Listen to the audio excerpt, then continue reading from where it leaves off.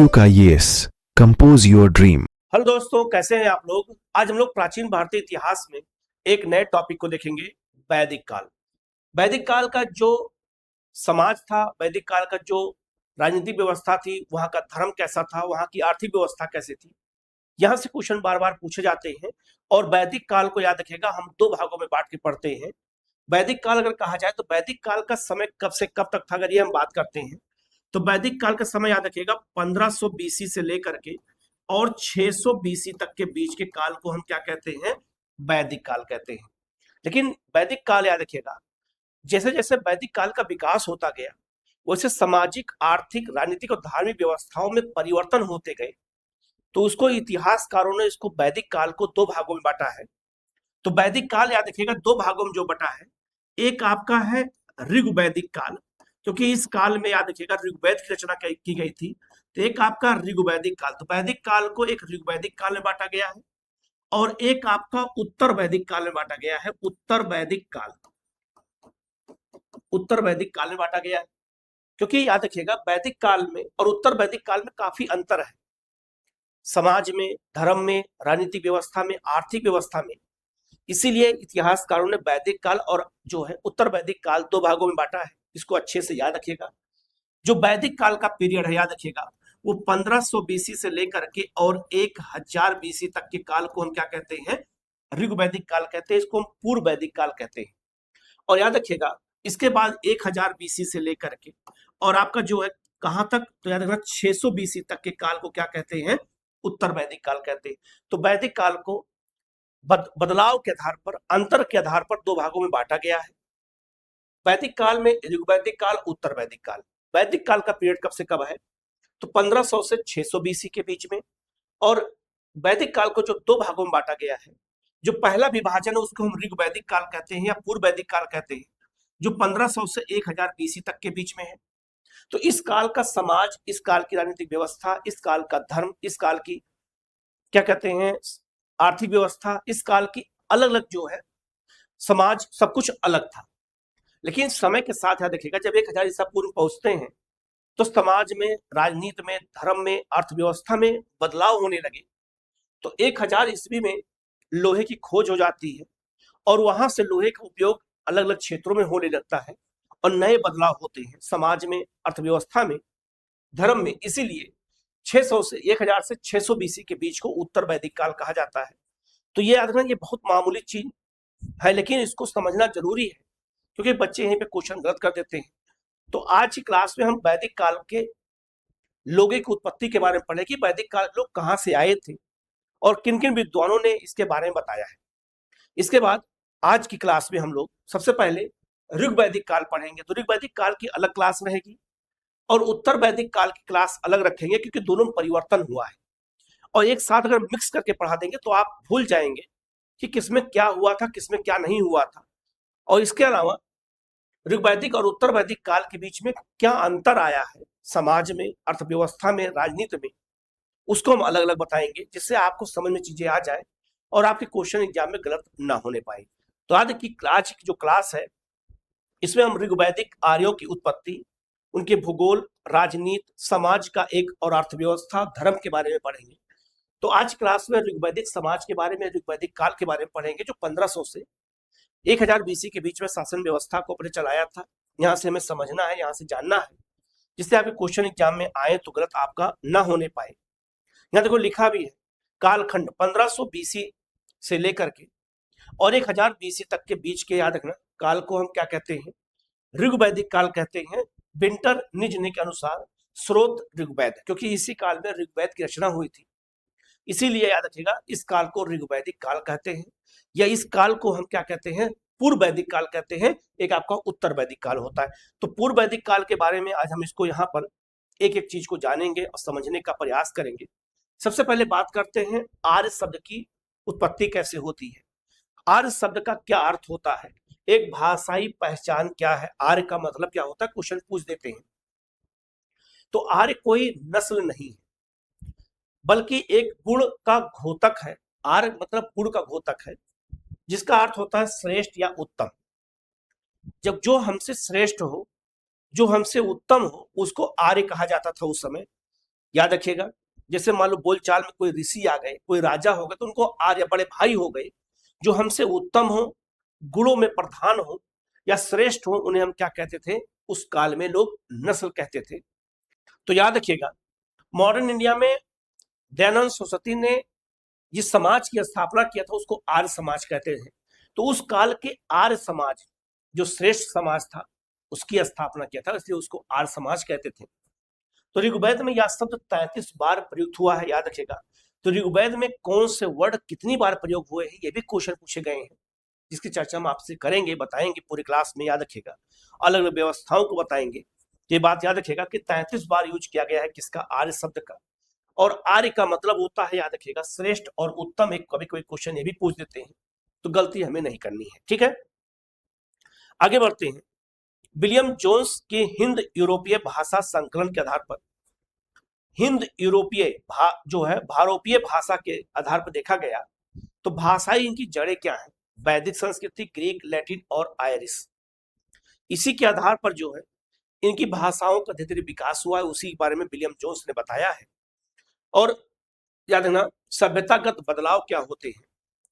तो एक तरफ सिंधु घाटी सभ्यता, एक तरफ वैदिक काल अगर देखा जाए, तो सबसे पहले हम सिंधु घाटी सभ्यता पढ़ते हैं, फिर वैदिक काल पढ़ते हैं। और सिंधु घाटी सभ्यता एक नगरीय व्यापार केंद्रित सभ्यता थी, नगरीय सभ्यता थी, समाज मात्र सत्तात्मक था। और जो वैदिक काल है वो ग्रामीण घुमक्कड़ जीवन था, मुख्य रूप से पशुपालन पर आधारित समाज था, ऋग्वैदिक समाज। लेकिन जब उत्तर वैदिक काल में जाते हैं तो कृषि का विकास हो जाता है, नए नए नगर बढ़ने लगते हैं, और अलग अलग जो सामाजिक व्यवस्थाओं में बदलाव देखने को मिलता है, जिसके बारे में चर्चा हम आपको आगे करेंगे। तो वैदिक काल एक ग्रामीण और सिंधु घाटी सभ्यता एक नगरीय सभ्यता थी। इसके बारे में भी हम थोड़ा सा जब जानेंगे तो हमें पता चलता है कि कैसे कैसे जो है भारत के इतिहास का बदलाव हुआ है, उसको बारे में जानना जरूरी है। आगे बढ़ते हैं, उत्पत्ति का रहस्य की बात करते हैं। आर्यों का मूल निवास स्थान कहां पर है? इसको लेकर के बहुत सारे विद्वानों ने अपने अपने अलग अलग विचार दिए हैं, हम सबकी यहाँ पे चर्चा करेंगे, क्योंकि आपसे क्वेश्चन पूछा जाता है। तो एक तरफ विद्वानों के अपने अपने विचार हैं, कौन कौन विद्वान है, उनके अपने अपने क्या विचार है, और उन्होंने मूल निवासी कहाँ का माना है, क्वेश्चन पूछा जाता है। तो सबसे पहले अगर बात करते हैं जेसी रोड और आपका मैक्स मुलर, जो सर्वाधिक मान्य ये विचार भी है और इसी को माना ही जाता है। तो मैक्स मुलर ने कहा कि वैदिक काल, आर्यों जो वैदिक काल के लोग थे वो, याद रखिएगा, मध्य एशिया बैक्टीरिया से आए थे। मध्य एशिया अर्थात तुर्की से आए थे, तुर्की के क्षेत्र से। और मध्य एशिया से आने का इन्होंने तर्क क्या दिया कि जो वहां पर 1400 ईसा पूर्व में, याद रखिएगा 1400 बीसी ईस्वी में बोगाज कोई नामक जो अभिलेख पाया गया है, उसमें वैदिक देवताओं के नाम मिलते हैं, इंद्र, मित्र, वरुण और नासत्व के नाम मिलते हैं, और वही देवता वैदिक काल में थे। इस आधार पर मान लिया गया कि वो लोग वहीं से चारागाह की खोज में आए और सिंधु नदी के क्षेत्र में आकर के बस गए। तो याद रखिएगा, ये बहुत इंपॉर्टेंट है। तो याद रखना, अगर कभी क्वेश्चन पूछ लिया जाए कि वैदिक काल के लोग मुख्य रूप से कहाँ के रहने वाले थे, तो मध्य एशिया के। ये विचार दिया किसने था? मुख्य रूप से मैक्स मुलर का नाम याद रखिएगा, और यही सबसे सर्वमान्य विचार है। लेकिन आगे चल करके बाल गंगाधर तिलक ने भी एक विचार रखा, जो याद रखिएगा, इनको जेल हो गई थी 1908 में, और 1914 में ये छूटे थे। इनको जेल हुई थी मांडले, बर्मा में। तो वहीं पर इन्होंने गीता रहस्य और Arctic home of the Vedas नामक पुस्तक की रचना किया था, बाल गंगाधर तिलक ने। और तिलक महोदय ने बताया कि आर्यों का मूल निवास स्थान कहां पर है? उत्तरी ध्रुव है, नॉर्थ पोल आर्कटिक जो क्षेत्र है, यही जो है वैदिक काल के लोगों का मूल निवास है। उन्होंने तर्क क्या दिया कि वैदिक काल के लोगों के बाल सफेद थे, चाहे बचपन हो चाहे हो, और यहाँ के लोगों के बाल भी सफेद रहते हैं। इस आधार पर, नस्ल के आधार पर इन्होंने कहा, लेकिन इनके विचार को माना नहीं गया। लेकिन चूंकि बोला है तो क्वेश्चन आ सकता है। दूसरा, स्वामी दयानंद सरस्वती, जिन्होंने आर्य समाज की स्थापना की थी, और इन्होंने बताया कि जो आर्य थे वो भारत में कहां से आए थे, तो तिब्बत के रहने वाले थे, तिब्बत के मूल निवासी थे। ये भी क्वेश्चन पूछा जाता है। भगवान दास जो आपका गिडवानी, इनकी पुस्तक है return of the Arya, Bharat स्वदेशी मत था इनका, कि आर्य कहीं से आए नहीं थे, ये भारत के ही लोग थे, और भारत के लोगों ने ही सभ्यता का विकास किया, कहीं विदेश से नहीं आए थे। वहीं पर एडवर्ड मेयर ने बताया कि ये लोग पामीर के पठार से आए थे, और जबकि जो है बार्डेनस्टाइन ने बताया कि ये जो आपका किर्गिज स्टेट आज का यूराल के दक्षिण में अर्थात हंगरी प्रदेश से आए थे। याद रखिएगा डेनुब नदी घाटी के क्षेत्र से आए थे। तो अपने अपने विचार लोगों ने दिया है।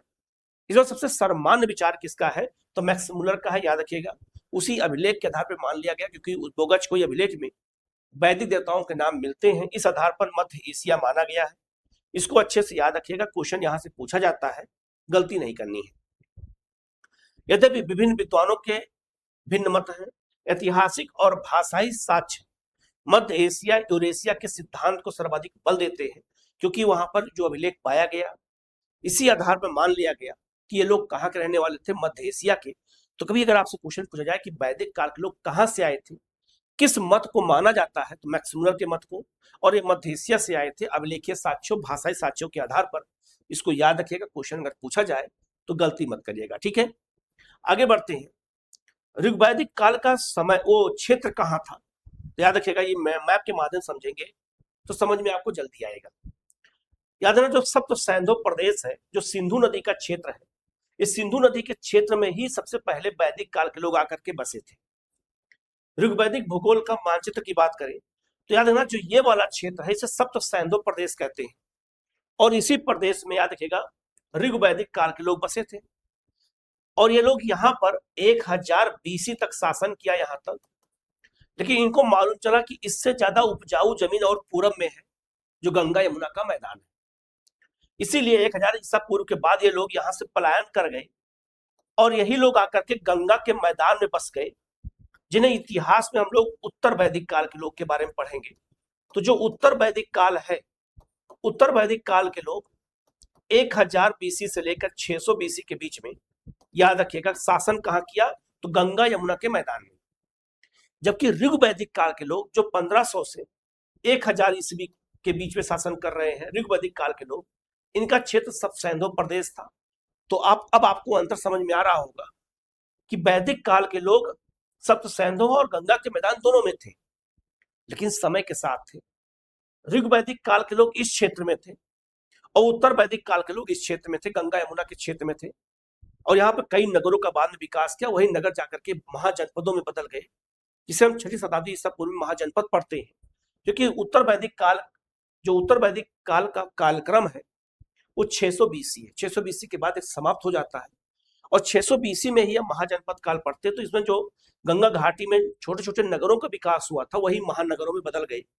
तो याद रखिएगा कि सप्त सैंधव प्रदेश ऋग्वैदिक कालियों का था, और गंगा यमुना का दोआब या मैदान का जो क्षेत्र था, ये आपका उत्तर वैदिक काल के लोगों का क्षेत्र था। याद रखिएगा, इतिहास में अक्सर पूछा जाता है कि ब्रह्मावर्त क्या है, ब्रह्मावर्त क्या है, आर्यावर्त क्या है। इन सब के बारे में जान लेते हैं कि क्षेत्र किस क्षेत्र को कहा जाता था।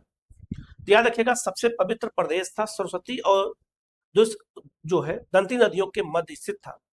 तो सरस्वती नदी है और यह सिंधु नदी है, तो इस प्रदेश को क्या कहा जाता था, ब्रह्मावर्त। तो याद रखिएगा ऋग्वैदिक काल के लोग यहीं पर निवास करते थे, ब्रह्मावर्त के क्षेत्र में। और जो गंगा यमुना का घाटी का मैदान है, आप ध्यान दीजिएगा, जो गंगा यमुना की घाटी का मैदान है आपका हिमालय के दक्षिण में, तो हिमालय से विंध्य पर्वत तक और पूर्वी समुद्र से पश्चिमी समुद्र तक का संपूर्ण भाग को आर्यावर्त कहा जाता था। याद रखिएगा, तो ये पूरा क्षेत्र आर्यावर्त था। याद रखिएगा गंगा, ये हिमालय से लेकर विंध्य पर्वत तक, और पश्चिमी हिमालय, वो क्या कहते हैं, समुद्र से लेकर पूर्वी समुद्र के बीच में ये आर्यावर्त था। और ये जो सप्त सैंधव का प्रदेश है, ये आपका ब्रह्मावर्त क्षेत्र है। याद रखिएगा, तो उत्तर वैदिक काल के लोग आर्यावर्त क्षेत्र में रहते थे, और ऋग्वैदिक काल के लोग, याद रखिएगा, ब्रह्मावर्त क्षेत्र में रहते थे। ये अंतर याद रखिएगा। ये भी क्वेश्चन पूछा जा सकता है कि ऋग्वैदिक काल को किस क्षेत्र को क्या कहते थे, और उत्तर वैदिक काल के लोगों के क्षेत्र को क्या कहते थे। अब याद रखिएगा अंतर यही है, गलती मत करिएगा। हिमालय में याद रखिएगा मुंजवत चोटी थी, हिमालय की चोटी, जो सोमरस के लिए प्रसिद्ध थी। तो सोमरस एक सोम देवता थे, और देवताओं का प्रिय पेय पदार्थ क्या था, सोमरस था। तो ये मुंजवत पर्वत में मिलता था, और ये हिमालय चोटी में स्थित था। याद रखिएगा, इसकी लोकेशन को बताने का प्रयास किया गया है, जिसके बारे में चर्चा अभी आगे की जाएगी। वैदिक नदियों का वितरण की बात करते हैं, तो वैदिक काल में नदियां बहुत सारी बहती थी, उन नदियों के नाम मिलते हैं।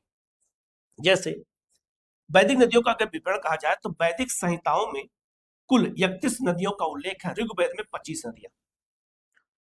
पूरे ऋग्वेद काल के जितने भी ग्रंथ हैं उसमें 31 नदियों का उल्लेख है और अकेले ऋग्वेद में 25 नदियों का उल्लेख है। सिंधु सिंधु को हिरण्या सर्वाधिक उल्लेख है और सबसे महत्वपूर्ण नदी यही थी सिंधु। इस काल की सबसे महत्वपूर्ण नदी सिंधु थी और सबसे पवित्र नदी सरस्वती थी। दोनों में अंतर है, याद रखिएगा, बच्चे कंफ्यूज हो जाते हैं। यहाँ पे देखो लिखा है कि सरस्वती सबसे पवित्र नदी और यह सबसे अधिक महत्वपूर्ण नदी थी, तो अर्थव्यवस्था के दृष्टिकोण से सबसे महत्वपूर्ण नदी सिंधु थी। लेकिन पवित्रता की दृष्टि से, पूजा पद्धति की दृष्टि से सबसे महत्वपूर्ण नदी कौन सी थी? सरस्वती सबसे पवित्र। तो सबसे महत्वपूर्ण और सबसे पवित्र में अंतर याद रखिएगा, यही पे कंफ्यूजन हो जाता है। ऋग्वेद में इसे नदीतमा, नदियों में प्रमुख, मातेतमा और देवीतमे जो है देवीतमे कहा गया है। तो क्वेश्चन पूछा जाएगा कि सरस्वती को ऋग्वेद में किन किन नामों से पुकारा गया है? तो नदीतमा, मतेतमा और देवीतमे।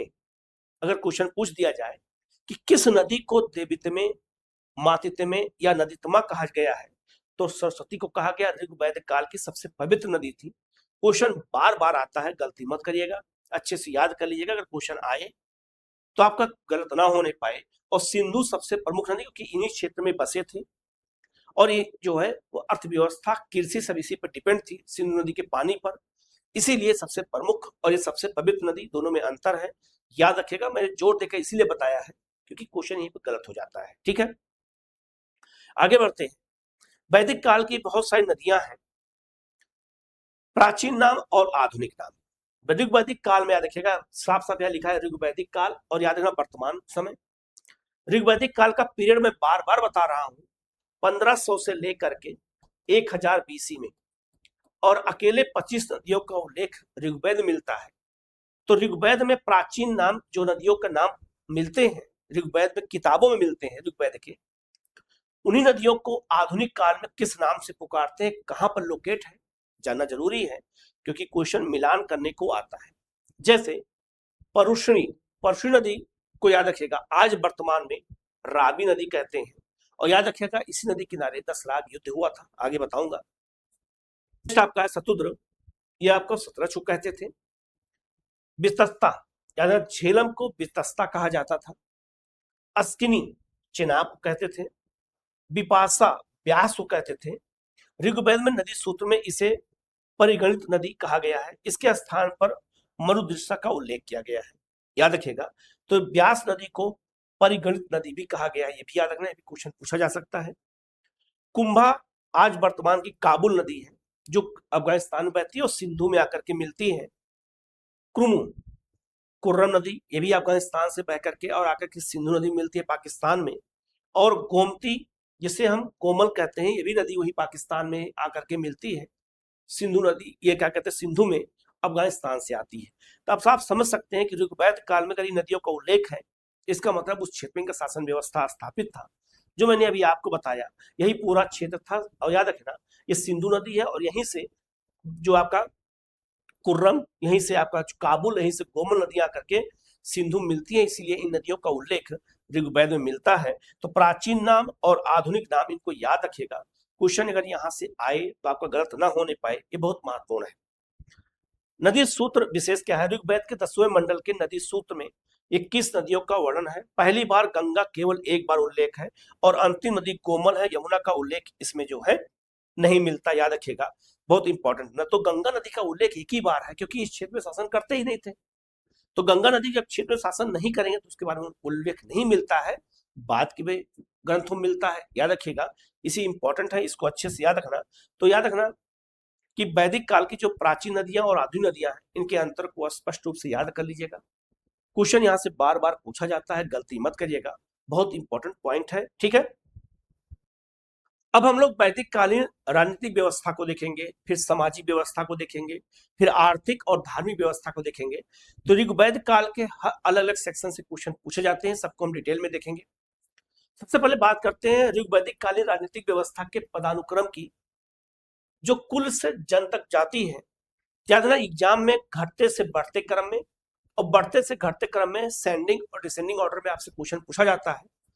तो इनके बारे में याद रखना, यह राजनीतिक व्यवस्था को यहीं से शुरुआत होती है, लेकिन राजनीतिक व्यवस्था की स्पष्ट जानकारी अभी नहीं मिलती है, लेकिन फिर भी किताबों के अनुसार, ग्रंथों के अनुसार इनको जानने का प्रयास करेंगे। तो याद रखना, समाज की जो सबसे छोटी इकाई, राजनीतिक व्यवस्था की जो सबसे छोटी इकाई थी, वो कुल होती थी। कुल का मतलब होता है परिवार। क्या होता है? परिवार होता है। तो सबसे छोटी इकाई थी, कई परिवारों का समूह। मुखिया कुलप या गृहपति होता था। तो घर के मुखिया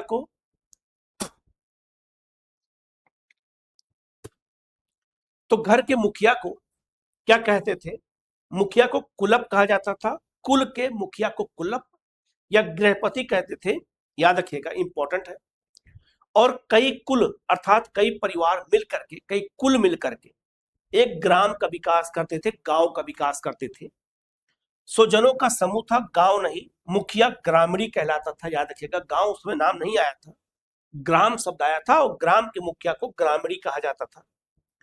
ग्राम से ऊपर विस होता था और अनेक गांवों का समूह मुखिया विस्पति होता था। ऋग्वेद में 170 बार उल्लेख विस्पति का किया गया है। तो विस्पति का मतलब यहाँ क्या होगा? याद रखिएगा, अनेक गांवों का समूह। जैसे आज की तहसील की बात कर लेते हैं, ब्लॉक की बात कर लेते हैं। इसके ऊपर विस के ऊपर जन होता था। कई विस मिलकर के जन का निर्माण करते थे। तो कबीला या अनेक विसों का समूह होता था। मुखिया इसका जनपति या राजा कहलाता था। ऋग्वेद में सर्वाधिक 275 बार उल्लेख जन का आया है। तो जन का उल्लेख 275 बार आया, इसका मतलब ये संस्था, ये पद इंपॉर्टेंट था। और इसके ऊपर राष्ट्र होता था। देश या राज्य के लिए प्रयुक्त प्रभुसत्ता संपन्न क्षेत्रीय राज्य का सूचक नहीं था। तो याद रखिएगा, कुल, ग्राम, विस, जन और राष्ट्र, इसको याद रखिएगा। घटते से बढ़ते क्रम में, बढ़ते से घटते क्रम में ये क्वेश्चन पूछा जाएगा। यही राजनीतिक व्यवस्था का आधार ऋग्वेद का था, इसको याद रखिएगा।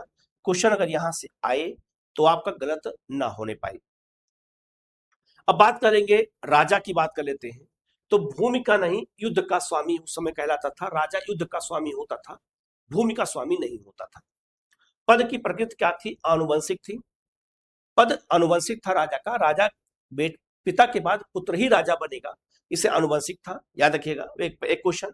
लेकिन अधिकार असीमित नहीं थे। समिति द्वारा चुनाव और पदच्युत संभव था। याद रखिएगा, पद से हटाना और राजा का चुनाव किया जाएगा, चाहे वंशानुगत ही क्यों ना हो। वो समिति नामक एक संस्था करती थी, जिसके बारे में भी आगे बताऊंगा मैं आपको। मुख्य उपाधियां, गोपा जनस्य, कबीले का रक्षक, पूरा भेता, नगरों का विनाशक कहा जाता था राजा को। तो राजा, याद रखिएगा, गोपा जनस्य और पूरा भेता जैसी उपाधियां धारण करता था। अधिकार क्षेत्र, भौगोलिक क्षेत्र का अस्थायी शासक नहीं। कबीले का मुखिया, गायों और कबीले की रक्षा प्राथमिक कार्य था राजा का। राजा का अधिकार क्षेत्र, भौगोलिक क्षेत्र का अस्थायी शासन नहीं करना था, बल्कि कबीले का मुखिया और गाय और कबीले की रक्षा प्राथमिक काम यही था। गाय सबसे पवित्र थी और उसकी रक्षा करना अनिवार्य था। गाय क्यों पवित्र थी, अभी आगे बताऊंगा मैं। प्रशासनिक इकाई, राजा को सहायता देने के लिए एक पुरोहित होता था, जो राजा का वंशानुगत मार्गदर्शक होता था। युद्ध में साथ जाने वाला भी था, और पुरोहित राजा के साथ जाता था और उसको हर जगह पे सलाह देता था। तो सलाहकार, मार्गदर्शक के रूप में पुरोहित और वंशानुगत ये भी होता था। सेनानी जो होता था वो सेनापति होता था। स्पर्श, गतिविधियों का नजर रखने वाला एक गुप्तचर को जो है स्पर्श कहा गया है। और जो है ब्राजपति गोचर भूमि का अधिकारी होता था। युद्ध समूह कुलूपों का नेतृत्व करता होता था, और पुरूप आपका दुर्गपति होता था, जो आपका दुर्ग की रक्षा करने वाले को पुरूप कहते थे।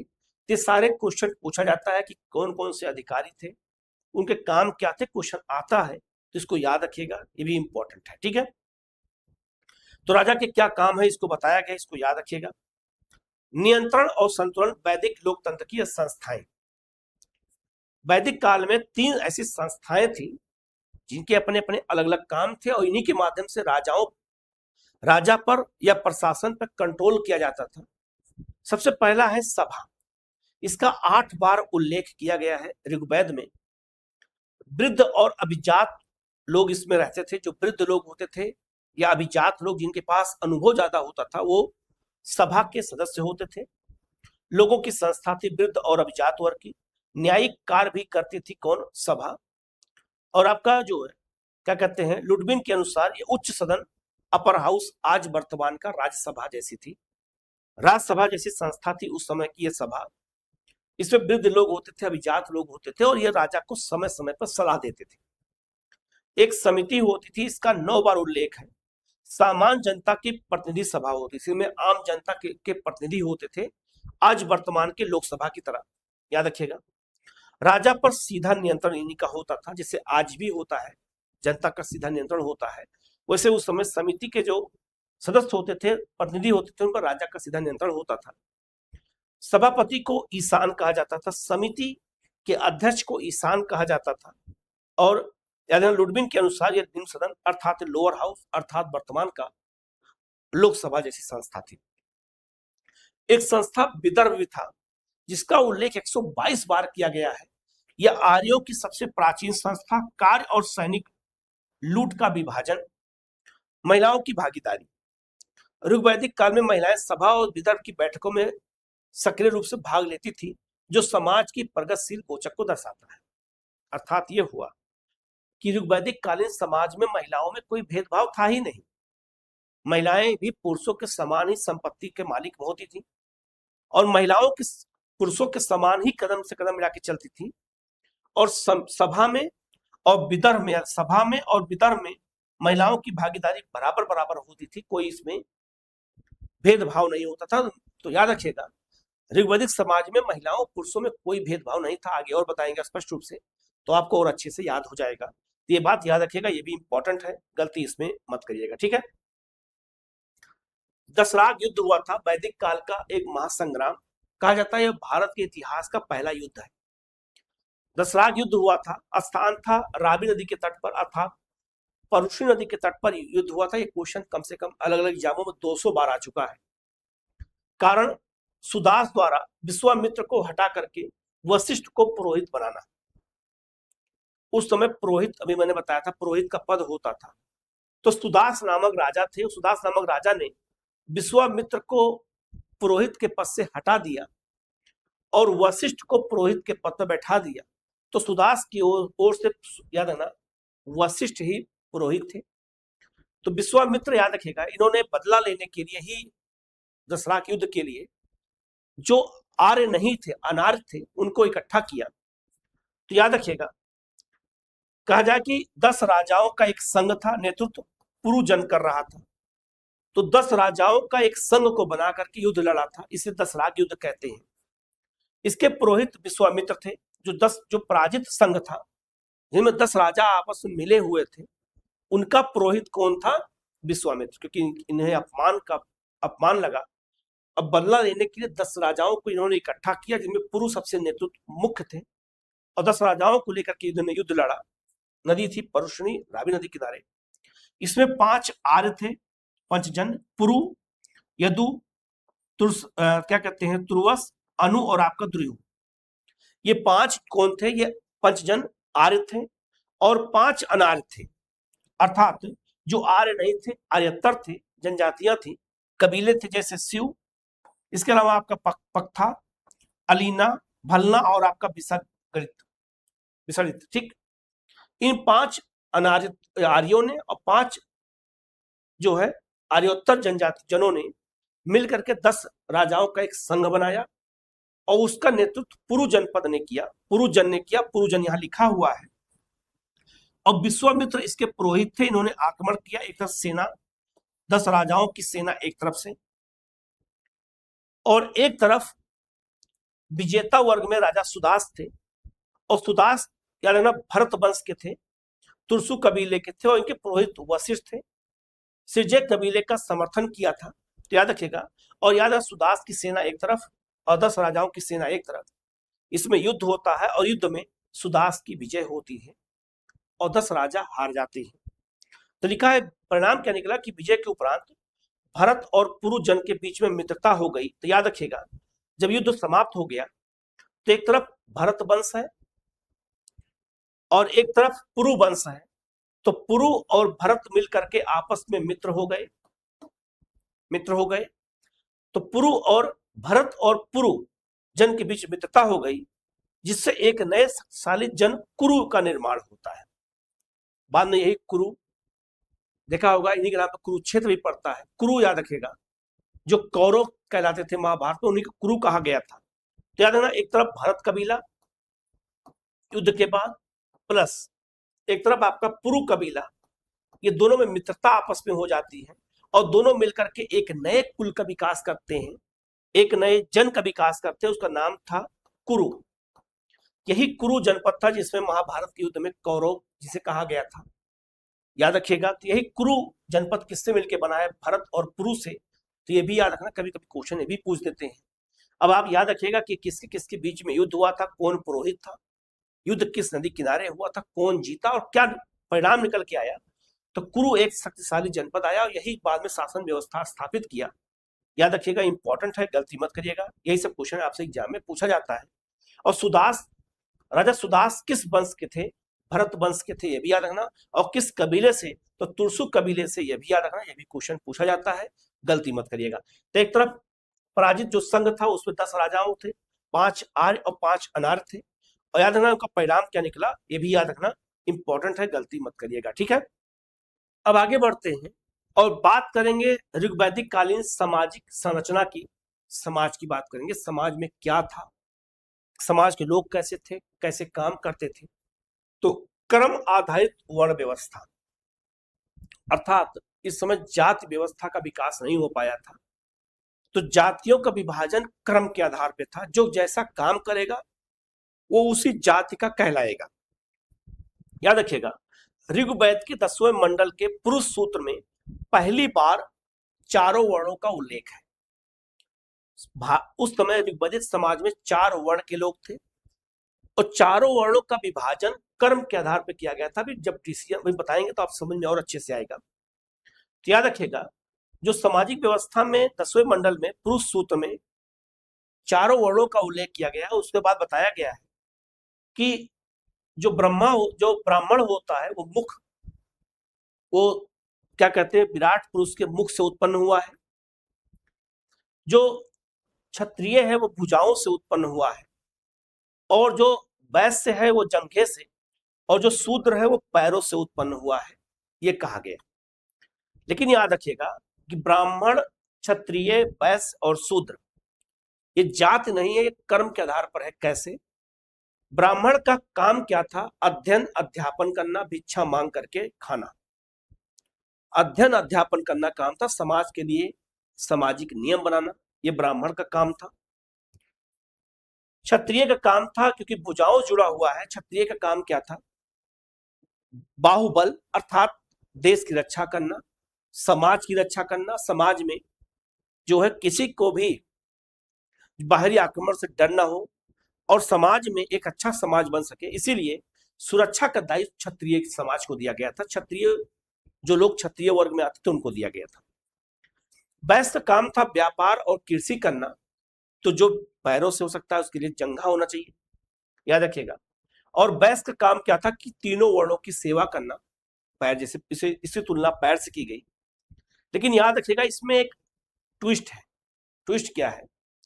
क्योंकि कर्म के आधार पर था, ब्राह्मण का बेटा शूद्र बन सकता था, शूद्र का बेटा ब्राह्मण बन सकता था, शूद्र का बेटा वैश्य बन सकता था, शूद्र का बेटा क्षत्रिय बन सकता था। कैसे?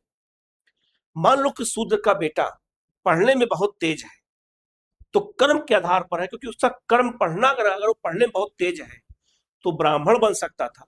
और ब्राह्मण का बेटा अगर पढ़ने पढ़ाने में अच्छा नहीं है, वो कमजोर है, सेवा कर सकता है, तो ब्राह्मण का बेटा शूद्र बन सकता था, क्योंकि कर्म पे आधारित था ऋग्वैदिक समाज, याद रखिएगा। दूसरा, वही हाल वैश्य का था। वैश्य का बेटा ब्राह्मण, क्षत्रिय, शूद्र कुछ भी बन सकता था।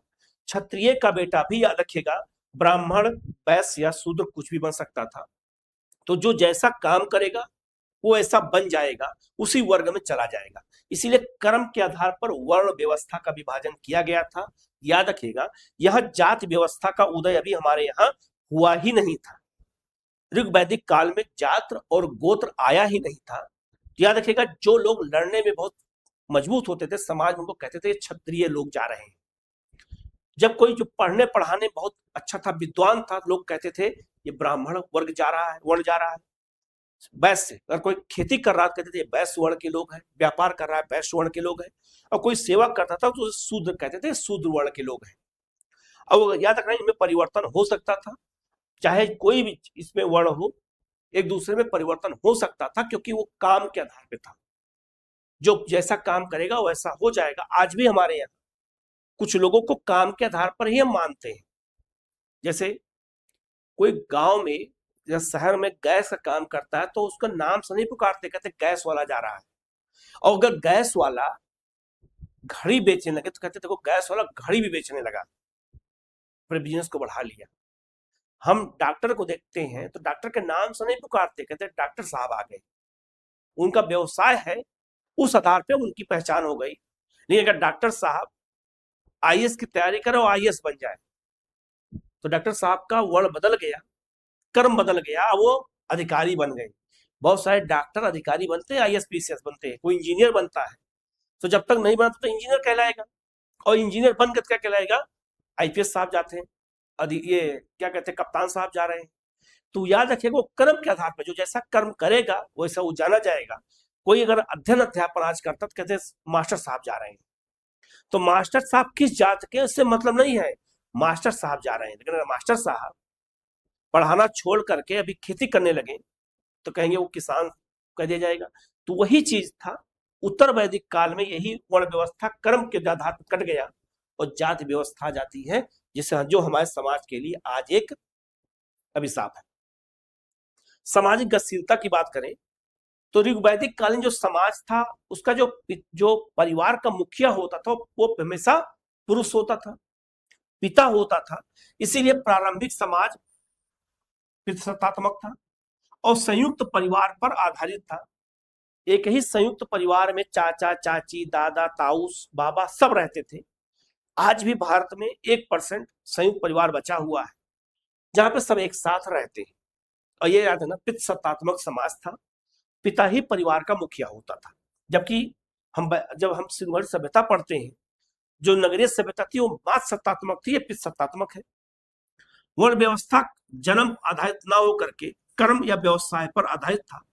याद रखना आज जन्म पे आधारित है। आज अगर कोई ब्राह्मण पैदा होगा तो ब्राह्मण ही रहेगा, वो क्षत्रिय नहीं बन सकता है। लेकिन उस समय कर्म पे था, व्यवसाय पे था, क्षत्रिय बन सकता था, ब्राह्मण बन सकता था। दास प्रथा का प्रचलन था, युद्ध बंदी या ऋण न चुकाने वाले को ही दास बनाया जाता था, बलपूर्वक दास नहीं बनाया जाता था।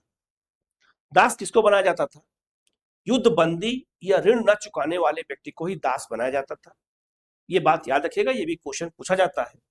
और ऋग्वेद के 9वें मंडल में एक व्यक्ति कहता है, अब आप देखो कि एक ही परिवार में अलग अलग व्यवसाय के लोग हैं, कैसे वर्ण के। मैं कवि हूं, मेरा पिता वैद्य है, मेरी माता अन्न पीसने वाली है अर्थात गृहिणी है, साधन भिन्न है परंतु सभी धन की कामना करते हैं।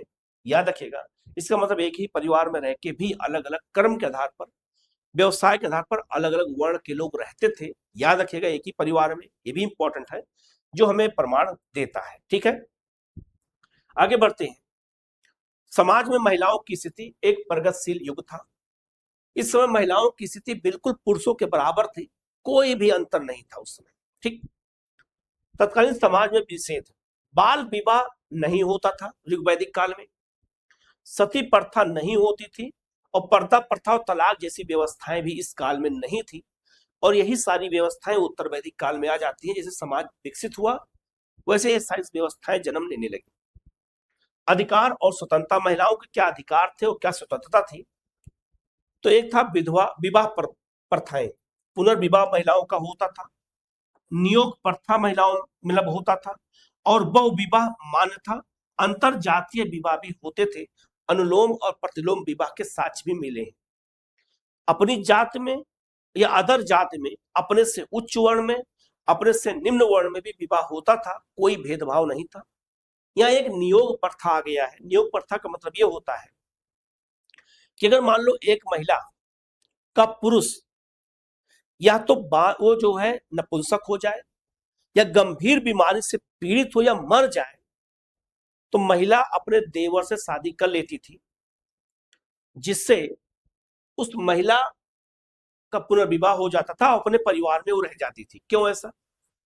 क्योंकि अगर महिला का विवाह नहीं होगा, वो विधवा हो जाएगी, तो आने वाली पीढ़ी के लिए नुकसानदायक रहेगा। महिलाओं को कहा जाता है कि तीनों वर्ण में उसको संरक्षण की आवश्यकता, तीनों अवस्था में संरक्षण की आवश्यकता होती है। बाल अवस्था में पिता के संरक्षण में, और प्रौढ़ अवस्था में पति के संरक्षण में, और वृद्धावस्था में बेटे के संरक्षण में होना चाहिए। और जब प्रौढ़ावस्था में विधवा हो जाएगी और पुत्र नहीं रहेगा, तो वृद्धावस्था में सेवा कौन करेगा? इसीलिए एक रास्ता निकाला गया, नियोग पर था कि अपने देवर से शादी कर लेगी वो, तो अपने घर में रह जाएगी, विधवा नहीं रहेगी, उसका जीवन कष्टदायी नहीं होगा। धार्मिक अधिकार, यज्ञों में अनिवार्य भाग लेना अनिवार्य था। पत्नी यज्ञ में भाग लेगी, बिल्कुल अनिवार्य था। पति के बगल बैठेगी। पत्नी ही गृहिणी है। सभा और विदर्भ में भागीदारी महिलाओं की थी, समिति में भागीदारी महिलाओं की नहीं थी। शिक्षा, कन्याओं का उपनयन संस्कार होता था, अर्थात महिलाएं भी गुरुकुल में जाकर के पढ़ाई करती थी। महिलाओं के गुरुकुल अलग होते थे, उस काल में महिलाएं भी पढ़ती थी, कोई दिक्कत इसमें नहीं था। और आपको जान के आश्चर्य होगा कि ऋग्वैदिक समाज में बहुत सारी महिला विद्वान भी हुई हैं, जैसे विदुषी स्त्रियां। ऋग्वेद के 8वें मंडल में लोपामुद्रा, घोषा, अपाला, सिक्ता और विश्वारा जैसी ज्ञानवान स्त्रियों का उल्लेख है, जिन्हें ऋषि कहा गया है, याद रखिएगा। तो इस काल की महिलाएं शिक्षा पाती थी, और इतनी महिलाएं भागीदारी, कौन थी? विद्वान महिलाएं थी ऋग्वैदिक काल की। इन सबके नाम याद रखना पड़ेगा, क्वेश्चन आपसे एग्जाम में पूछा जाता है, गलती मत करिएगा, ठीक है। आगे बढ़ते हैं। दैनिक जीवन, वेशभूषा और आपका जो है दायस्वर क्या है? वस्त्र और आभूषण। वस्त्र निबी, अधोवस्त्र, वास उत्तरीय, अधिवास सिर पर जो आपका पगड़ी जो पहनते थे इसको कहते थे। आभूषण, निष्क को आभूषण कहा जाता था, इसी निष्क को बाद में मुद्रा कहा जाने लगा। गले का स्वर्ण आभूषण मुद्रा जो होती थी उसे निष्क कहते थे। कुंभ सिर पर, और जो है खदी, कंगन को खदी कहा जाता था। खान पान, मनोरंजन। खान पान, विशेष अवसरों पर मांस और मदिरा, सोम रस का प्रयोग किया जाता था। वाद्य यंत्र, बीड़ा प्रमुख वाद्य यंत्र था। युद्ध के समय यादना दुदुभी बजाई जाती थी, बजा करके और लोगों को राजा द्वारा सूचना दी जाती थी। दायु वर्ग क्या है? आर्यों के प्रमुख शत्रु संभवतः भारत के मूल निवासी थे, जो जनजातियां थी, उन्हीं को जो है ये क्या देना, ये आर्यों के मूल शत्रु थे। विशेषण क्या कहा जाए तो अधना अदेव, देवताओं को न मानने वाले, अनास चपटी नाक वाले, और क्या कहते हैं मृदवाच, अस्पष्ट वाणी वाले, याद रखिएगा ये सब थे। और जो है पुरु राजा त्रिशदयु ने जो है दाइयों को पराजित किया था, और बाद में ये जो है भरत के साथ मिलकर के कुरु नामक एक जन का निर्माण किया था, ये भी याद रखना, ये भी क्वेश्चन पूछा जाता है। ऐतिहासिक सार अगर कहा जाए तो ऋग्वैदिक काल का की विरासत कहा जाए तो राजनीति, राजा निरंकुश शासक नहीं था, बल्कि संस्थाओं, सभा और समिति के प्रति जवाबदेही रक्षक होता था। उस समय तानाशाह राजा के अंदर भाव नहीं था। लिंग अनुपात, महिलाओं को शिक्षा, धर्म और राजनीति में बौद्धिक समानता प्राप्त थी, कोई भेदभाव नहीं था। समाज, जन्म के बजाय कर्म योग्यता व्यक्ति के सामाजिक स्थिति को तय करता था। योग्यता ही के आधार पर, कर्म के आधार पर ही समाज में अलग अलग वर्ण के लोग थे। भूगोल से राष्ट्र तक सब सैन्यों के कबीलों जन ने आगे चल करके विशाल जनपदों और साम्राज्यों की वैचारिक इन्होंने ही नींव रखी थी, आगे जिससे महाजनपदों का विकास होता, जिसके बारे में आगे हम पढ़ेंगे। तो कह सकते हैं कि यह वह जो है स्वर्ण युग था, जहां व्यवस्थाएं कठोर होने से पहले मानवीय आवश्यकताओं और कबीलाई लोकतंत्र के इर्द गिर्द बुनी गई थी, याद रखिएगा। तो ऋग्वैदिक कालीन समाज कैसा था, ऋग्वैदिक कालीन राजनीतिक व्यवस्था कैसी थी, इसको हमने जान लिया है। आगे बढ़ते हैं हम लोग, और ऋग्वैदिक कालीन अर्थव्यवस्था कैसी थी, ऋग्वैदिक कालीन धर्म कैसा था, किन किन देवताओं की पूजा करते थे, इसको देख लेते हैं। तो चैप्टर हमारा पूरा हो जाएगा, ठीक है। हम लोग आगे बढ़ते हैं। अब हम लोग ऋग्वैदिक कालीन अर्थव्यवस्था और धर्म के बारे में पढ़ेंगे कि ऋग्वैदिक काल का अर्थव्यवस्था कैसी थी, पशुपालन कैसा था, व्यापार कैसा था, और इस काल में धार्मिक मान्यताएं कौन कौन सी थी, किन देवताओं का उदय इस समय हो चुका था, कौन सी विश्वास थे, धर्म की जो विश्वास और परंपराओं की शुरुआत है उसके बारे में जानेंगे। इसके साथ ये भी याद रखिएगा कि इस काल के जो देवताओं की कल्पना की गई थी उनके कहीं किसी न किसी रूप में आज भी वो देवता हमें देखने को मिलते हैं, तो उनके बारे में हम लोग बात करेंगे, एक चीजों को जानने का प्रयास करेंगे। सबसे पहले अगर बात करते हैं तो ऋग्वेद में ऐसे कुछ शब्द हैं जो कई बार उल्लेख किए गए, जिनकी प्राथमिकताओं के आधार पर देखा जाए उनकी प्राथमिकता सबसे ज्यादा थी, और उनका अगर उल्लेख ज्यादा बार किया गया इसका मतलब उनका महत्व ज्यादा था। जैसे पिता का उल्लेख 335 बार किया गया, इसका मतलब यह है कि पिता ही अगर उल्लेख 335 बार है इसका मतलब ये इंपॉर्टेंट था और ये पूरे परिवार का मुखिया होता था, जिसे गृहपति या कुलपति कहते थे, कुलप कहा जाता था। और याद रखिएगा यही जो है इसी कारण पितृसत्तात्मक समाज हमारा ऋग्वैदिक था। जन का उल्लेख 275 बार किया गया है, इसका मतलब जन शब्द का भी उल्लेख किया गया है, ये भी इंपॉर्टेंट था। इंद्र का उल्लेख 250 बार किया गया है, इसका मतलब इंद्र सबसे प्रमुख देवता थे, तो जिसका जितनी बार उल्लेख होगा इसका मतलब उसका इंपॉर्टेंस ज्यादा था। तो इंद्र का अगर जो है उल्लेख 250 बार किया गया है इसका मतलब इंद्र सबसे प्रमुख देवता ऋग्वैदिक काल में थे, जिसके बारे में अभी आगे हम बताएंगे आपको। माता का उल्लेख 234 बार किया गया और पिता का 235 बार। ये दर्शाता है कि महिलाएं पुरुषों में कोई भेदभाव नहीं था, जितनी बार महिलाओं का उतनी बार पुरुषों का उल्लेख किया गया, याद रखिएगा। अग्नि का उल्लेख 200 बार किया गया, इसका मतलब यह हुआ कि अग्नि ऋग्वैदिक काल के प्रमुख देवता दूसरे नंबर पर थे, याद रखिएगा। और गाय का उल्लेख 176 बार किया गया, इसका मतलब यह हुआ कि गाय भी बहुत इंपॉर्टेंट है और गाय का उल्लेख इसीलिए 176 बार किया गया है, इंपॉर्टेंट है, गलती मत करिएगा, क्वेश्चन यहाँ से पूछा जाता है। याद है ना, कृषि का उल्लेख 33 बार किया गया। जो गौड़ है, गंगा का उल्लेख 1 बार किया गया, क्योंकि गंगा नदी के क्षेत्र में शासन करते ही नहीं थे, इसलिए गंगा का उल्लेख केवल 1 बार किया गया है। वैश्य और शूद्र का उल्लेख भी 1 ही बार किया गया है, क्योंकि वही पुरुष सूत्र में 1 बार, क्योंकि शूद्र का उल्लेख दोबारा नहीं मिलता है, तो ये बात याद रखिएगा, ये भी इंपॉर्टेंट है, गलती मत करिएगा किसका उल्लेख कितनी बार किया गया है। यह डेटा स्पष्ट करता है कि ऋग्वैदिक समाज एक कबीलाई पशुपालक समाज था, जहां कृषि और वर्ण व्यवस्था अत्यंत गौड़ थी, याद रखिएगा। आगे बढ़ते हैं, अब बात करते हैं आर्थिक आधार पशुपालन की प्रधानता। ऋग्वैदिक काल में जो कृषि व्यवस्था थी, कहा जाए तो पशुपालन प्रधान था, यह समाज पशुपालन पर ही आधारित था, क्योंकि भाई कितनी बार उल्लेख किया गया अगर देखा जाए तो गाय का उल्लेख सिर्फ 76 बार किया गया है और कृषि का उल्लेख 33 बार किया गया। इसका मतलब यह है कि पशुपालन बहुत इंपॉर्टेंट था, यह समाज का मूल आधार था। पशुपालन, लोग पशुपालन करते थे और उसी से अपनी जीविका चलाते थे। अस्तु अत्यंत उपयोगी था, घोड़ा इस काल का सबसे उपयोगी पशु था और 215 बार उल्लेख घोड़े का आया है, जो अपने आप में दर्शाता है कि घोड़े का महत्व इस काल में ज्यादा था। लोग जो है लंबी लंबी यात्राएं करते थे और व्यापार करते थे। अन्य प्रमुख पशु में वृषभ 170 बार उल्लेख है, इसका मतलब कि बैल से एग्रीकल्चर होता था, खेती करते थे, इसलिए उसका उल्लेख है। हाथी, ऊंट, भेड़ और कुत्ता, इन सबका भी उल्लेख मिलता है, इसका मतलब ये भी इंपॉर्टेंट थे।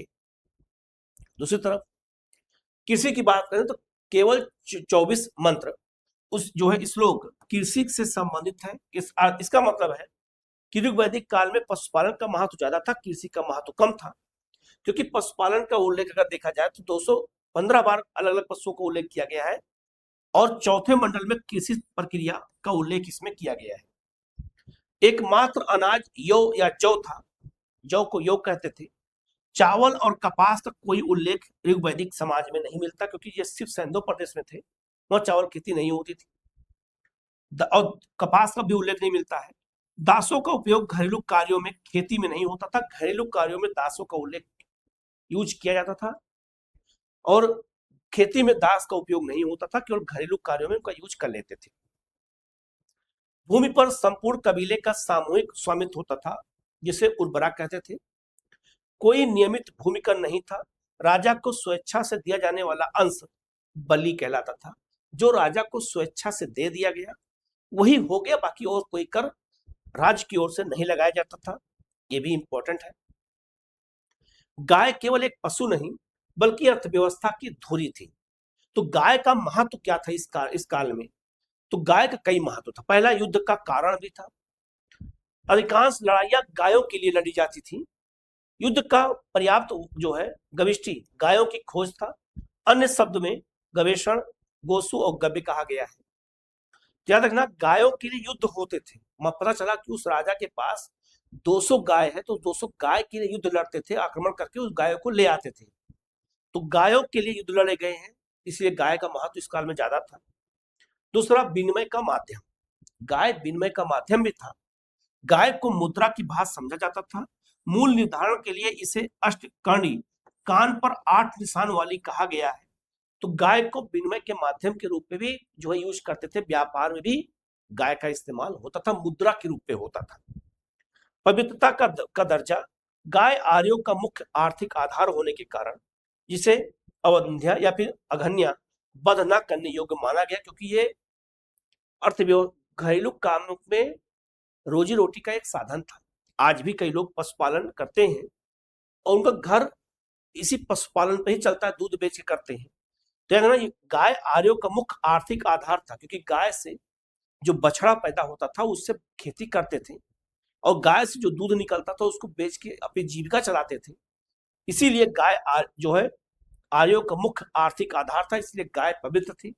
इसलिए गाय को माता का दर्जा दिया गया था इस काल में। याद रखिएगा, ये भी इंपॉर्टेंट है, गलती मत करिएगा। और इसका वध नहीं किया जाता था, गाय को वध नहीं होता था, वध न करने योग्य अर्थात गाय। बिना सिक्कों और लोहे का व्यापारिक नेटवर्क। ऋग वैदिक काल में ना तो सिक्के का विकास हुआ था और ना ही लोहे का। ये उत्तर वैदिक काल में हुआ था, जिसके बारे में बताऊंगा मैं। व्यापारिक नेटवर्क कैसा था? व्यापार पूरी तरह से वस्त्र विनिमय जो है बाटर सिस्टम पे आधारित था। पढ़नी क्या था? मवेशियों के चोर जो व्यापार भी करते थे और आपका बेगनाट सूदखोर जो बहुत अधिक ब्याज लेते थे। ऋण को क्या कहते थे? कुसीद कहा जाता था। याद रखिएगा। तो याद रखना, ऋग वैदिक काल में साहूकार को बैक नाट कहते थे। ये लोग अधिक ब्याज पर ऋण देते थे, इनका भी उल्लेख किया गया है और ये व्यापार को चलाते थे। शिल्प की बात करते हैं तो तक्षणा तक्षण बढ़ई जो शिल्पियों का मुखिया होता था, उस काल में बढ़ई का महत्व बहुत ज्यादा था और सभी शिल्पियों में बढ़ई ही मुखिया होता था। साथ ही रथकार, बुनकर, चर्मकार भी प्रमुख थे। तो रथ बनाने वाले रथकार, कपड़ा बनाने वाले बुनकर, चमड़े का काम करने वाले चर्मकार और बढ़ई का काम करने वाले, लकड़ी काम करने वाले बढ़ई इस काल के आधार थे। ये अपना अपना निर्माण काम करते थे। धातु का सीमित प्रयोग। अयस्क शब्द का प्रयोग तांबे और कांसे के लिए हुआ था। अयस्क शब्द का मतलब यहाँ लोहे के लिए नहीं होगा, क्योंकि लोहे का विकास इस काल में हुआ ही नहीं था। तो बिना लोहे और सिक्के के लोग व्यापार करते थे। ऋग वैदिक आर्य लोहे से परिचित नहीं थे, ये बात याद रखिएगा। ये उत्तर वैदिक काल में लोहे की खोज हुई, जिसके बारे में आगे बताऊंगा। ऋग वैदिक काल की दैनिक और कृषि शब्दावलियों की बात करें तो बहुत सारे शब्द ऐसे हैं जो क्वेश्चन पूछा जाता है कि इसका मतलब क्या होता है। जैसे प्राचीन शब्द और आधुनिक अर्थ। उर्वरा का मतलब होता है जुते हुए खेत को उर्वरा कहते थे उस काल में। लागल, हल को लागल कहा जाता था, क्वेश्चन कई बार आया है। सीता का मतलब होता था हल से बनी हुई नालियों को सीता कहा जाता था। याद रख। किवास हलवाहा होता था। करीस या जो है आपका सकृत जो है ये गोबर की खाद होती थी। उड़द अनाज मापने का माप जो है पात होता था। पर्जन्य, बादल, बादल को पर्जन्य कहा जाता था। बादल के पर्यायवाची पर्जन्य है। अवध का मतलब होता था कूप या कुआं जहां सिंचाई होती थी। ये भी याद रखना, ये भी क्वेश्चन पूछा जाता है, गलती इसमें हमें नहीं करनी है। ठीक है, आगे बढ़ते हैं। प्रकृति का मानवीकरण। प्रकृति का मानवीकरण कैसे हो जाता है और हीनोथिज्म का सिद्धांत क्या है? तो हीनोथिज्म का सिद्धांत मैक्स मुलर ने दिया है। इसका मतलब क्या होता है?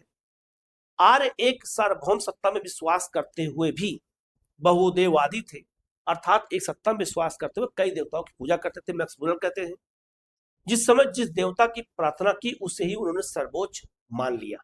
आज भी ऐसा होता है। प्रकृति पूजा। ऋग्वैदिक देवता प्रकृति के प्रतिनिधि थे। लोग उनकी पूजा प्रकृति के प्रकोप को कम करने या जो है भौतिक सुख, विजय, वर्षा आदि के लिए करते थे, या तो किसी सुख के लिए पूजा करते थे, आज भी वही हाल है, या कोई प्राकृतिक प्रकोप आ जाता था तो भगवान की पूजा, उससे संबंधित जुड़े हुए देवता की पूजा करते थे। अभी आगे और स्पष्ट चीजें हो जाएंगी आपकी। देव का अर्थ, शाब्दिक अर्थ होता है चमक या तेज। सर्वप्रथम घोष अगर कहा जाए तो आर्यों के पिता और पृथ्वी की उपासना शुरू हुई थी सबसे पहले, याद रखिएगा। यहीं से जो है पूजा पद्धति की शुरुआत हमारे यहाँ होने लगती है। जो है यास का त्रिकोणीय ब्रह्मांड क्या है? 33 देवताओं का वर्गीकरण किया गया है।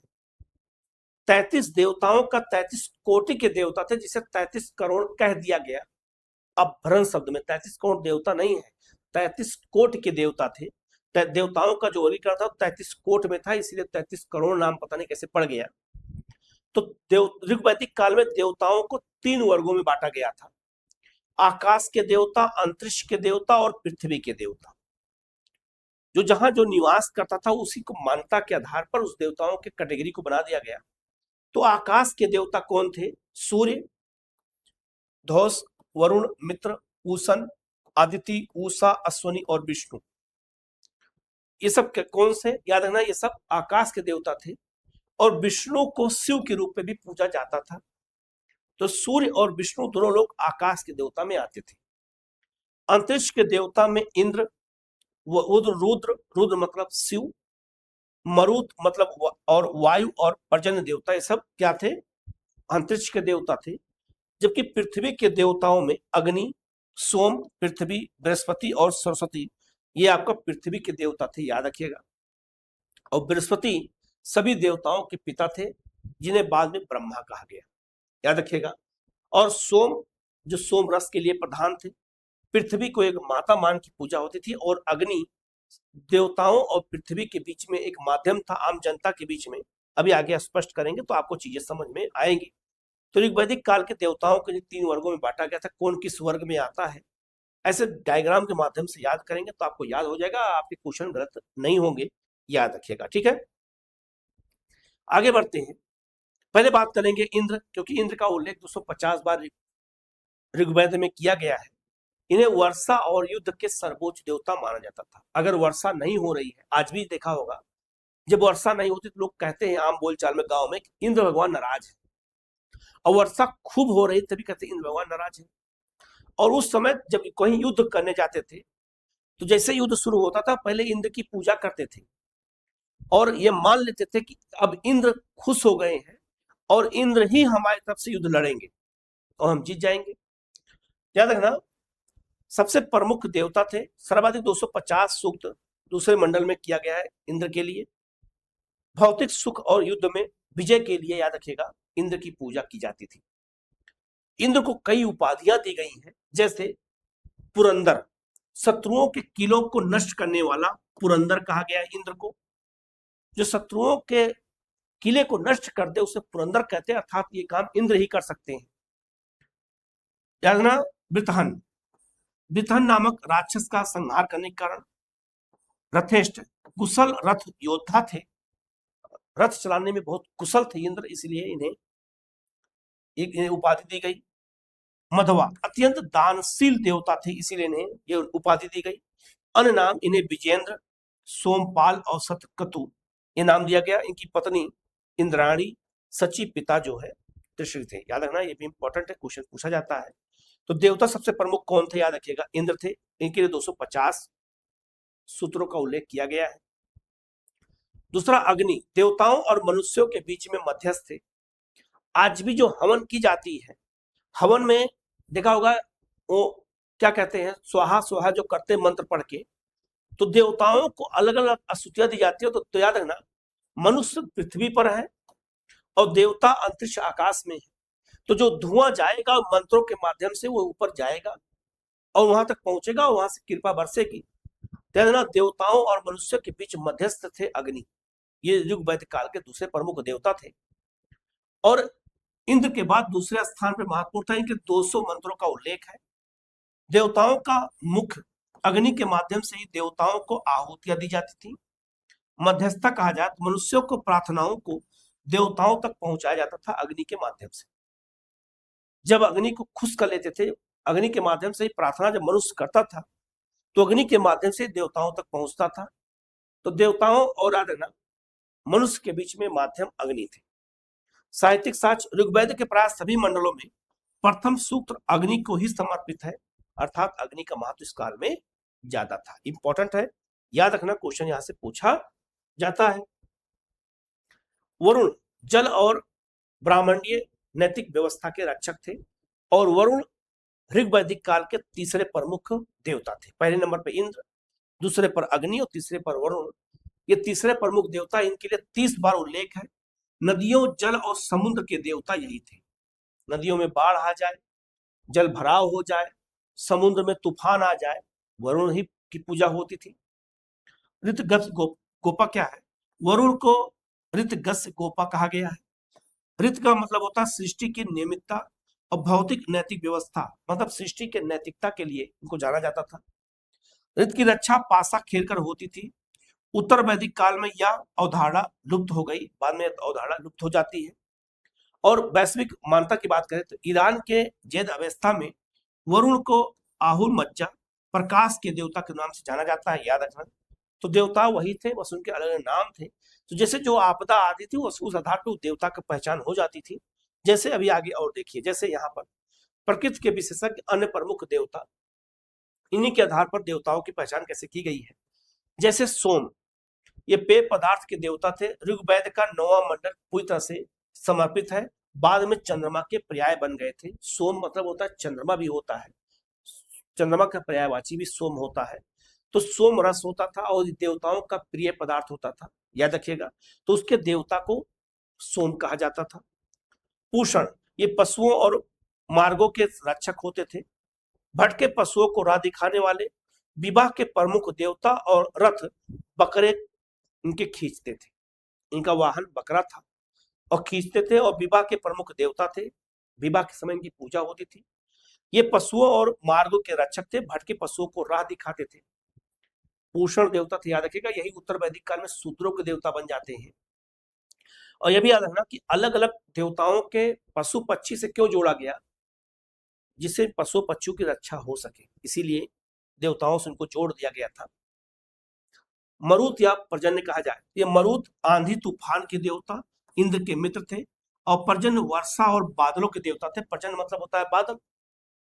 तो वर्षा अगर हो रही है, वर्षा नहीं हो रही, तो उसके लिए पर्जन्य की पूजा होती थी, और वर्षा ज्यादा हो जाती तो वरुण की पूजा होती थी। आंधी तूफान अगर आ जाता था, इसका मतलब मरुत नाराज है, उनकी पूजा होती थी। अश्वनी देवताओं के वैद्य थे, जुड़वा देवता जो युद्ध रक्षक और पर्जन्य से जुड़े हुए थे, याद रखिएगा। अश्वनी की पूजा होती थी, याद रखना, ये भी इंपॉर्टेंट है। देवियों की भूमिका, ऊषा, अयणक और नदियां, नदियों को भी देवी माना गया है। ऋग्वैदिक कुल देवकुल सत्तात्मक में देवियों की संख्या नग्न थी, लेकिन उनकी भूमिकाएं प्रकृति के गहराई से जुड़ी हुई थी और अत्यंत विशिष्ट थी। देवताओं की तुलना में देवियों की संख्या कम थी। जैसे ऊषा भोर की देवी थी। ऋग्वेद में 300 बार उल्लेख है। 20 सूक्त पृथक रूप से केवल इन्हीं को समर्पित है। ऊषा के लिए इन्हें भोर की देवी माना जाता था। जब सुबह सुबह होती थी, इनकी पूजा होती थी। अदिति देवताओं, अदितियों की माँ थी। ये देवताओं की माँ थी अदिति। बीमारी और अनिष्ट से मुक्ति दिलाने वाली ये शक्तिशाली देवी मानी जाती थी, याद रखिएगा। सरस्वती सबसे पवित्र नदी की देवी, कालांतर में यही विद्या की देवी बन जाती है सरस्वती, याद रखिएगा, उत्तर वैदिक काल में। अयणी जंगल की देवी थी। 10वें मंडल में देवी सूत्र में इनका सर्वप्रथम उल्लेख मिलता है। ये जंगल की देवी थी, जो जंगलों की रक्षा करती थी, अर्थात इसी से पर्यावरण की रक्षा होती थी। तो ये बात याद रखिएगा। आगे बढ़ते हैं। अर्थव्यवस्था और धर्म का एक अटूट क्या है, चक्र क्या है?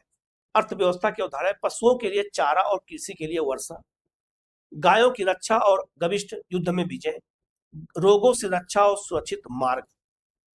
धार्मिक समाधान, वर्षा के लिए इंद्र और पर्जन्य की स्तुति, विजय में युद्ध में विजय के लिए इंद्र का आह्वान, पशुओं और राष्ट्रों की रक्षा के लिए पोषण की पूजा। कैसे दोनों आपस में मिले हुए अर्थव्यवस्था धर्म, इसको हम समझ सकते हैं। ऋग्वैदिक काल में धर्म कोई अलग दार्शनिक विषय नहीं था, बल्कि यह एक प्रकृति निर्भर पशुपालक समाज की भौतिक आवश्यकताओं और अस्तित्व रक्षा का सीधा प्रतिबिंब था। अर्थात कोई ऐसा विशेष मंदिर की व्यवस्था नहीं मिलती है। जितने देवता थे काल्पनिक थे और सब प्रकृति से जुड़े हुए थे। तो जैसे जैसे प्राकृतिक आपदाएं या प्रकृति में कुछ होता था, वैसे ही देवताओं की को कल्पना करके उनकी पूजा की जाने लगी थी। रोग फैल रहा है तो अदिति की पूजा, सुबह उठ रहे तो उषा की पूजा, बहुत वर्षा हो गई तो वरुण की पूजा, वर्षा नहीं हुई तो पर्जन्य की पूजा। आंधी तूफान बहुत आ गया तो मारुत की पूजा, युद्ध करने जाए तो इंद्र की पूजा। तो ऐसे ऐसे मान्यताएं थी, उसी के आधार पर धर्म का विकास किया गया। तो ये बात याद रखिएगा, इंपॉर्टेंट है। तो ऋग्वैदिक काल में जो जो चीजें थी मैंने आपको बता दिया है। कहीं कोई डाउट होता है तो उसको पूछ लीजिएगा। जो अगली क्लास होगी वो उत्तर वैदिक काल होगा, और फिर एक जो है लास्ट में जरूर बता दूंगा मैं कि ऋग्वैदिक और उत्तर वैदिक काल में क्या परिवर्तन आया। इससे अगर क्वेश्चन पूछा जाए तो आप गलत ना होने पाए। ठीक है, आज हम लोग यहीं तक करते हैं, मिलते हैं एक नई क्लास के साथ। Okay, thank you.